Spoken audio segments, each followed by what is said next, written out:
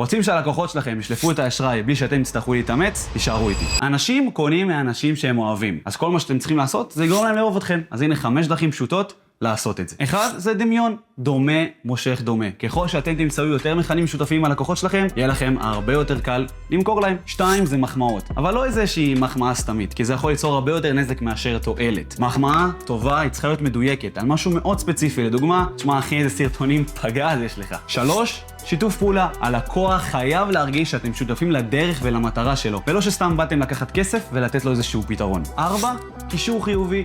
אנשים אוהבים אנשים שקשורים לכסף, הצלחה, כיף. אם הצלחתם לתת רגש חיובי כלפיכם בעיני הלקוח, הצלחתם במשימה. והדבר האחרון והחמישי, זאת ההופעה שלכם. אם אתם נראים טוב והעסק שלכם נראה טוב, זה אומר במוח של הלקוח דבר פשוט. אם זה נראה טוב, זה חייב להיות טוב. אז תקפידו על הופעה כמו שצריך. וזה כל מה שאתם צריכים לעשות כדי שאנשים תכלס יאהבו אתכם ויקנו מכם.